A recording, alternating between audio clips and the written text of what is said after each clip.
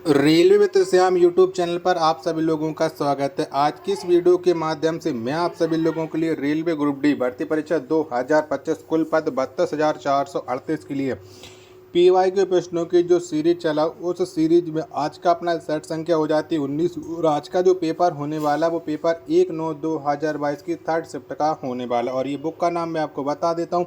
ये जो बुक है वो किरण पब्लिकेशन की बुक है, जिससे मैं आपको लगातार पीवाई के प्रश्न करा रहा हूँ। इस पीवाई के प्रश्नों की सीरीज को आप लोग फॉलो करते रहिएगा। रेलवे ग्रुप डी 2025 में आप लोग बेस्ट स्कोर करके आने वाले। तो चलिएगा फिर शुरू करते हैं आज का अपना ये सेट। तो प्रश्न संख्या 3 से शुरू करेंगे। मैथ और रीजनिंग के प्रश्नों को हम स्किप करते चलेंगे, उसके लिए आपको नेक्स्ट वीडियो देखनी पड़ेगी हमारी। तीसरा नंबर का प्रश्न आ जाता है कि सकल राजकोषीय घाटा ज्ञात करने के लिए निम्नलिखित में से किस सूत्र का उपयोग किया जाता है। तो बताओ कौन से सूत्र का उपयोग करते हैं सकल राजकोषीय घाटा ज्ञात करने के लिए। प्रश्न संख्या 3 का राइट आंसर क्या हो जाएगा। तो इसके लिए करते हैं कुल व्यय माइनस हो जाएगा राजस्व प्राप्तियां प्लस गैर ऋण सृजक पूंजीगत प्राप्तियां, यानी 3 का तीसरा ऑप्शन है वो करेक्ट आंसर हो जाएगा। चलिएगा अगला प्रश्न आ जाता है आपके सामने। प्रश्न संख्या 5 है कि निम्न में से कौन सा प्रकाश संश्लेषण में उत्पन्न अपशिष्ट उत्पाद है। तो बताओ कौन सा हो जाएगा। तो प्रकाश संश्लेषण में उत्पन्न अपशिष्ट जो अपशिष्ट उत्पाद हो जाएगा, 5 का राइट आंसर हो जाएगा ऑक्सीजन। दूसरा ऑप्शन राइट आंसर हो जाएगा। चलिएगा अगला प्रश्न आ जाता है आपके सामने। प्रश्न संख्या 7 है किसने सुझाव दिया कि जीवन की उत्पत्ति सरल अकार्बनिक पदार्थ से हुई है। तो बताओ ये सुझाव किसने दिया था। 7 का राइट आंसर क्या हो जाएगा। तो ये सुझाव दिया था JVS हल्दाने ने, यानी 7 का चौथा ऑप्शन करेक्ट आंसर हो जाएगा। अगला प्रश्न प्रश्न संख्या 8 आ जाता है कि निम्न में से कौन सा तत्व सर्वाधिक विद्युत ऋणात्मक तत्व है। तो बताओ इनमें से कौन सा हो जाएगा। तो सर्वाधिक विद्युत ऋणात्मक जो तत्व हो जाता है वो तत्व हो जाता है CI, यानी 8 का तीसरा ऑप्शन करेक्ट आंसर हो जाएगा। 9 नंबर का प्रश्न है कि मार्च 2022 में 230 रुपये करोड़ की सीड फंडिंग के साथ भारत के प्रथम AI एवं रोबोटिक टेक्नोलॉजी पार्क का शुभारंभ इनमें से किस स्थान पर हुआ है। बताओ इस पार्क का शुभारंभ कहाँ किया गया था। प्रश्न संख्या 9 का राइट आंसर क्या हो जाएगा। और पार्क का नाम हो जाता है artificial intelligence and robotic technology park. ठीक है, ART पार्क। तो इसका जो शुभारंभ किया गया था वो बेंगलुरु में किया गया था। 9 का तीसरा ऑप्शन करेक्ट आंसर हो जाएगा। अगला प्रश्न पर संख्या 11 आ जाता है कि जब किसी चालक पर 24 वाट का विभवांतर आरोपित किया जाता है, 96 माइक्रो एम्पियर की धारा उनमें से होकर प्रवाहित होती है, तो चालक का प्रतिरोध डॉट डॉट होगा। तो बताओ चालक का प्रतिरोध कितना हो जाएगा। 11 नंबर प्रश्न का राइट आंसर आपको बताना। तो चालक का प्रतिरोध 250 ओम हो जाएगा। 11 का पहला ऑप्शन करेक्ट आंसर हो जाएगा। 12 नंबर का प्रश्न आ जाता है कि राज्य चुनाव आयोग डॉट डॉट के लिए चुनाव आयोजित नहीं करता है। तो बताओ किसके लिए आयोजित नहीं करता है। राज्य चुनाव आयोग। 12 नंबर प्रश्न का राइट आंसर क्या हो जाएगा। तो ये राज्य विधानसभाओं के लिए चुनाव आयोजित नहीं करता है राज्य चुनाव आयोग। 12 का पहला ऑप्शन करेक्ट आंसर हो जाएगा। आशा और उम्मीद करता हूँ वीडियो आपको जरूर पसंद आ रही होगी। तो प्लीज़ आप सभी लोग इस वीडियो को लाइक और चैनल को आप लोग सब्सक्राइब करना ना भूलें। 14 नंबर का प्रश्न आ जाता है कि C6H12O6 प्लस 6O2 से बनेगा 6CO2 प्लस 6H2O प्लस ऊर्जा दी गई अभिक्रिया के लिए विशिष्ट नाम क्या है। तो बताओ ये अभिक्रिया के लिए विशिष्ट नाम क्या हो जाएगा। 14 नंबर प्रश्न का राइट आंसर तो इसके लिए हो जाएगा श्वसन। प्रश्न संख्या 14 का तीसरा ऑप्शन करेक्ट आंसर हो जाएगा। चलिएगा अगला प्रश्न आ जाता है प्रश्न संख्या 16 की निम्न में से किसका क्वथनांक सर्वाधिक है। तो बताओ इनमें से किसका क्वथनांक सर्वाधिक है। 16 का राइट आंसर क्या हो जाएगा। तो CO का क्वथनांक सर्वाधिक हो जाएगा। 16 का चौथा ऑप्शन राइट आंसर हो जाएगा। अगला प्रश्न आ जाता है आपके सामने 20 नंबर का कि किसी चालक को 6 वाट की बैटरी से संयोजित किया गया है। मान लीजिए कि चालक के सिरों के बीच विभवांतर V1 है, जिसे 9 वाट की बैटरी के साथ संयोजित किए जाने पर विभवांतर V2 हो जाता है। V1/V2 का मान क्या होगा। तो बताओ क्या हो जाएगा। 20 नंबर प्रश्न का राइट आंसर आपको बताना है। तो इसका मान हो जाएगा 2/3। चौथा ऑप्शन करेक्ट आंसर हो जाएगा 20 नंबर प्रश्न का राइट आंसर। चलिएगा अगला प्रश्न आ जाता है प्रश्न संख्या 22 है कि फेरस सल्फेट क्रिस्टल के पूर्ण अपघटन के दौरान कौन सी गैसें निकलती हैं? तो बताओ इनमें से कौन सी गैसें निकलती हैं? 22 नंबर प्रश्न का राइट आंसर आपको बताना है। तो इससे जो गैसें निकलती हैं वो SO2 और SO3 दोनों गैसें निकलती हैं। 22 का दूसरा ऑप्शन है वो करेक्ट आंसर हो जाएगा। अगला प्रश्न आ जाता है आपके सामने प्रश्न संख्या 23 है कि आशी अपना कपड़ा साफ करने के लिए गलती से डिटर्जेंट के स्थान पर एक अज्ञात विलेन का उपयोग करती है। उसके कपड़ों का रंग फीका पड़ जाता है। यह विलेन डॉट डॉट हो सकता है। तो ये विलेन कौन सा हो सकता है? 23 का आंसर आपको बताना है। तो ये विलेन हो सकता है ब्लीचिंग पाउडर। 23 का तीसरा ऑप्शन है वो करेक्ट आंसर हो जाएगा। चलिएगा अगला प्रश्न आ जाता है आपके सामने 25 नंबर का कि एक रासायनिक समीकरण में तीर का सिरा किस ओर इंगित करता है? तो बताओ ये तीर का सिरा किस ओर इंगित करता है? 25 नंबर प्रश्न का राइट आंसर आपको बताना है। तो तीर का सिरा ये उत्पाद की ओर इंगित करता है। 25 का पहला ऑप्शन राइट आंसर हो जाएगा। चलिएगा अगला प्रश्न आ जाता है आपके सामने प्रश्न संख्या 27 है कि मानव शरीर का इनमें से कौन सा भाग सल की उपकला से अस्तासित नहीं हो सकता है? तो कौन सा अंग नहीं हो सकता है? 27 का राइट आंसर आपको बताना। तो ये ब्रिग नल का नहीं हो सकता है। 27 का चौथा ऑप्शन करेक्ट आंसर हो जाएगा। चलिएगा नेक्स्ट प्रश्न आ जाता है आपके सामने प्रश्न संख्या 29 है कि भारत की पहली पंचवर्षीय योजना की अवधि डॉट डॉट तक थी जो मुख्यतः प्राथमिक क्षेत्र के विकास पर केंद्रित थी।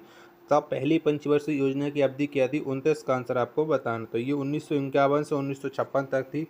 29 का तीसरा ऑप्शन है वो करेक्ट आंसर हो जाएगा। अगला प्रश्न आ जाता है आपके सामने ये प्रश्न संख्या 32 की 1 सेंटीमीटर आकार वाली किसी वस्तु को एक 16 सेंटीमीटर फोकस दूरी वाले अवतल दर्पण के सामने 24 सेंटीमीटर की दूरी पर रखा गया। निर्मित प्रतिबिंब डॉट डॉट होगा और उसकी ऊंचाई डॉट डॉट होगी। तो प्रतिबिंब कैसा होगा और ऊंचाई कैसी होगी? 32 नंबर प्रश्न का राइट आंसर आपको बताना है। तो प्रतिबिंब उल्टा होगा और ऊंचाई 2 सेंटीमीटर होगी। 32 का पहला ऑप्शन करेक्ट आंसर हो जाएगा। 33 नंबर का प्रश्न आ जाता है कि 122 अनुसूचित और गैर अनुसूचित भाषाओं के परिवार बार वर्गीकरण 2001 के अनुसार इंडो आर्यन भाषा परिवार में कितनी भाषाएं शामिल है? तो कितनी भाषा शामिल है? तो इस परिवार में जो भाषाओं की संख्या हो जाती है वो हो जाती है 21। 33 का तीसरा ऑप्शन करेक्ट आंसर हो जाएगा। 34 नंबर का प्रश्न आ जाता है कि भारत में लू हवाओं का संबंध सामान्यतः किस मौसम से है? यानी जो लू हैं वो कब चलती है? 34 का आंसर आपको बताना है। तो ये गर्मी के मौसम के दौरान चलती है लू। 34 का चौथा ऑप्शन करेक्ट आंसर हो जाएगा। चलेगा अगला प्रश्न आ जाता है आपके सामने प्रश्न संख्या 37 है कि भारत में स्वतंत्रता संग्राम से संबंधित निम्नलिखित में से कौन सी घटना उसके घटित होने के वर्ष से सुमेलित है? यानी सही सुमेलित कौन सी हो जाएगी? 37 नंबर प्रश्न का राइट आंसर क्या हो जाएगा? तो पहले हम देख लेते हैं 2 ऑप्शन, तीसरा ऑप्शन और चौथा ऑप्शन। अब इनमें से कौन सी घटना सही सुमेलित है ये आपको बताना है। तो इनमें से जो सही हो जाएगी 37 कब हो जाएगा? 1922 में चौरी चौरा कांड के प्रत्यक्ष परिणाम के रूप में महात्मा गांधी ने राष्ट्रीय स्तर पर असहयोग आंदोलन को रोक दिया। यानी दूसरा ऑप्शन 37 का राइट आंसर हो जाएगा। चलिएगा अगला प्रश्न आ जाता है प्रश्न संख्या 38 है कि जब मेंडल ने मटर के पौधे में 2 लक्षणों के वंशागति का अध्ययन किया तो उन्हें F2 पीढ़ी में पौधों के लिए क्या फेनोटाइपिक अनुपात मिला? तो क्या मिला था? 38 का राइट आंसर क्या हो जाएगा? तो ये मिला था 9:3:3:1। 38 का पहला ऑप्शन करेक्ट आंसर हो जाएगा। 39 नंबर का प्रश्न आ जाता है कि जब प्रतिरोधकों को श्रेणी क्रम में संयोजित किया जाता है तो प्रत्येक प्रतिरोधक में विभवांतर डॉट डॉट होगा। तो बताओ कैसा हो जाएगा विभवांतर? 39 का राइट आंसर आपको बताना है। तो विभवांतर प्रतिरोध के समानुपाती होगा। 39 का जो राइट आंसर हो जाएगा वो हो जाएगा ऑप्शन संख्या 2 एकदम करेक्ट आंसर हो जाएगा। फिर संख्या 40 आ जाता है कि उपभोक्ता सिद्धांत लोगों द्वारा उनके डॉट डॉट को व्यंग करने से संबंधी निर्णय लेने के तरीके से संबंधित है। तो 40 का राइट आंसर क्या हो जाएगा ये आपको बताना है। तो ये हो जाएगा धन से संबंधित है। 40 का चौथा ऑप्शन राइट आंसर हो जाएगा। वीडियो पसंद आ रही होगी तो प्लीज़ इस वीडियो को लाइक और चैनल को आप लोगों को सब्सक्राइब करना बिल्कुल ना भूलें। 42 नंबर का प्रश्न आ जाता है कि यह एक निश्चित आकृति का एकोष्ठीय जीव है जिसमें भोजन ग्रहण करने के लिए एक विशिष्ट स्थान होता है और अपने भोजन को उस स्थान तक ले जाने के लिए रोम जैसी संरचनाएं जिन्हें पक्षामी कहा जाता है का प्रयोग करता है। इस जीव का नाम बताइए। तो बताइए कौन सा जीव हो जाएगा? 42 नंबर प्रश्न का राइट आंसर आपको बताना है। तो ये जीव हो जाएगा पैरामीशियम। दूसरा ऑप्शन करेक्ट आंसर हो जाएगा। प्रश्न संख्या 3 आ जाता है कि निचले अक्षांशों के उष्णकटिबंधीय क्षेत्रों से उच्च समशीतोष्ण और उपध्रुवीय क्षेत्रों में बहने वाली जल धाराओं को डॉट डॉट कहा जाता है। तो बताओ इन जल धाराओं को क्या कहते हैं। 43 नंबर प्रश्न का राइट आंसर क्या हो जाएगा। तो इन जल धाराओं को जो कहा जाता है वो कहा जाता है उष्ण धाराएं, यानी दूसरा ऑप्शन है वो करेक्ट आंसर हो जाएगा। चलिएगा, नेक्स्ट प्रश्न आ जाता है आपके सामने।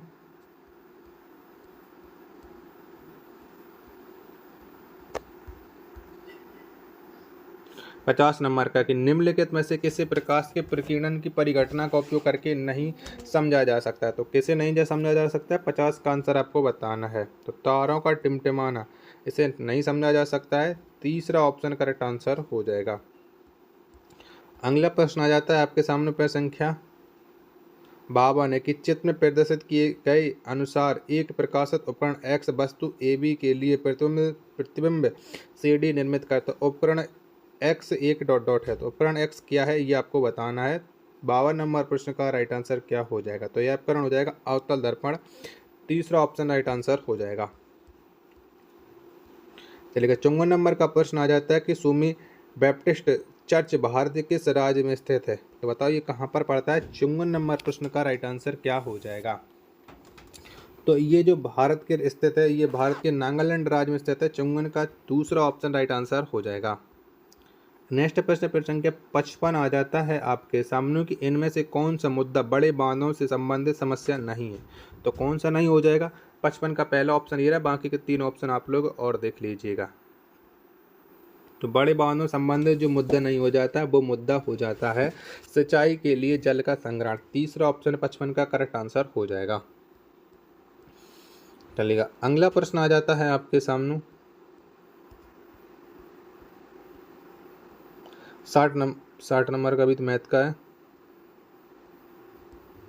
63 नंबर का कि एक पारिस्थितिकी तंत्र की खाद्य श्रृंखला और उससे होने वाले ऊर्जा प्रवाह से संबंधित कुछ कथन नीचे दिए गए हैं, गलत कथन का चयन करें। तो इनमें गलत कथन कौन सा हो जाएगा। 63 का आंसर आपको बताना है। तो इन्हीं दोनों ऑप्शन में से देख लीजिएगा, एक गलत कथन आपको मिल जाएगा।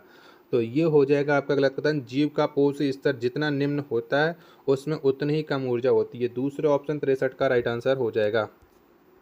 बाकी के ये 2 ऑप्शन ये भी सही हैं। 64 नंबर का प्रश्न आ जाता है कि वर्ष 2022 में डॉट डॉट खिलाड़ी मिताली राज ने अपने संन्यास की घोषणा की है। तो मिताली राज का संबंध किससे हो जाता है। तो मिताली राज का संबंध हो जाता है क्रिकेट से। 64 का पहला ऑप्शन राइट आंसर हो जाएगा। अगला प्रश्न आ जाता है आपके सामने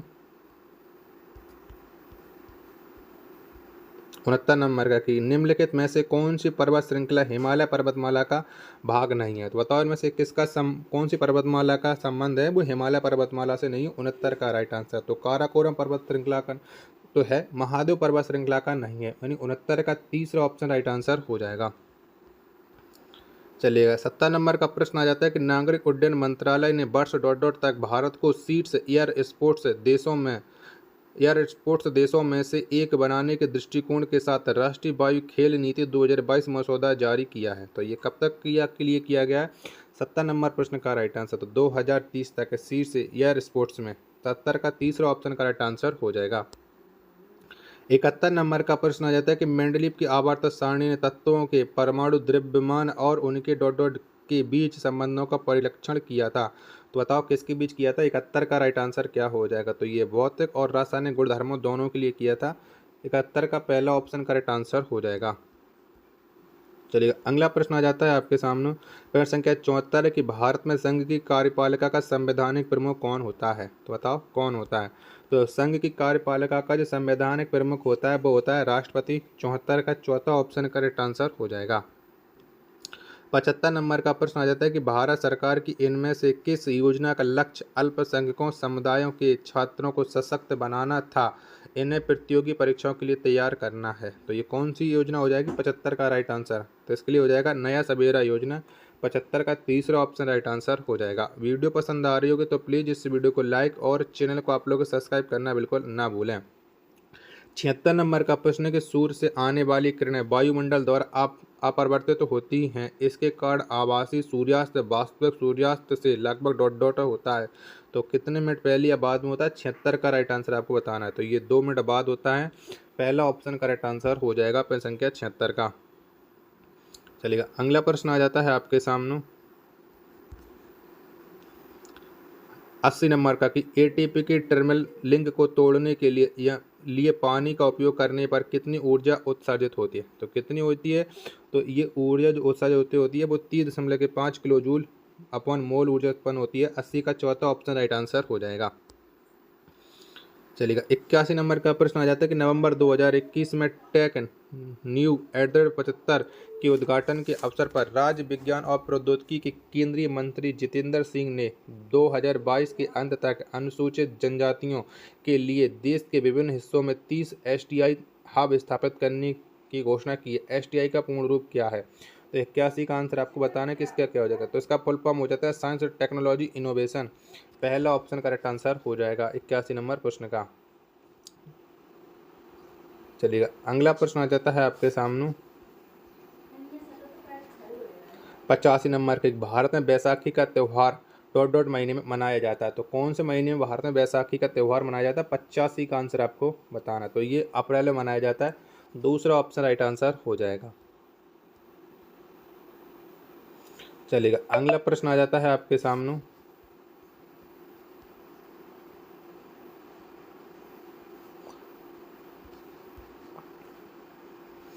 चलिए, अगला 52 नंबर का आपका प्रश्न है कि जब 91 को देख लीजिए पहले।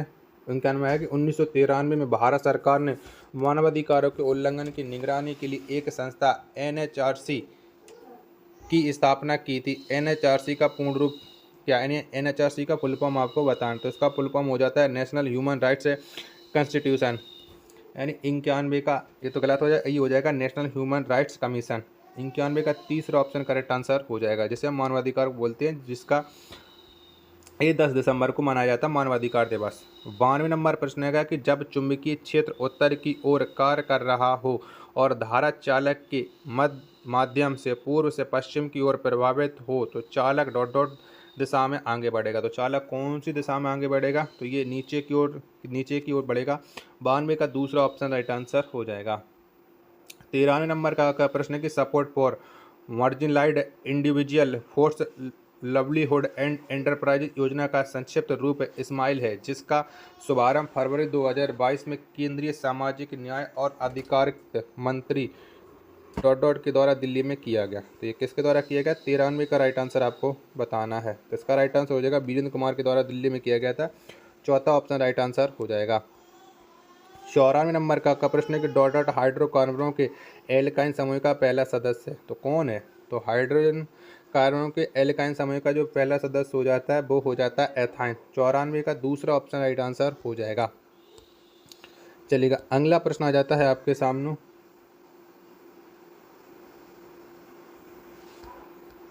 99 नंबर का। कोलकाता में स्थित सूक्ष्म ऋणदाता बंधन फाइनेंशियल सर्विसेज को किस वर्ष में सार्वभौमिक बैंक शुरू करने के लिए RBI द्वारा सैद्धांतिक मंजूरी प्रदान की गई थी? तो ये कब मिली थी मंजूरी? 99 का आंसर आपको बताना है। तो इसे 2014 में मिली थी। चौथा ऑप्शन करेक्ट आंसर हो जाएगा। और प्रश्न संख्या 100 और अंतिम प्रश्न आ जाता है कि मोटर के आर्मेचर के घूर्णन की दिशा डॉट डॉट की सहायता से ज्ञात की जा सकती है। तो ये किसके सहायता से ज्ञात की जा सकती है? 100 का आंसर आपको बताना है। तो ये फ्लेमिंग के बाएं हाथ के नियम से ज्ञात की जा सकती है। 100 का दूसरा ऑप्शन करेक्ट आंसर हो जाएगा। आशा और उम्मीद करता हूँ आज की वीडियो और आज का ये कंटेंट आपको पसंद आया होगा।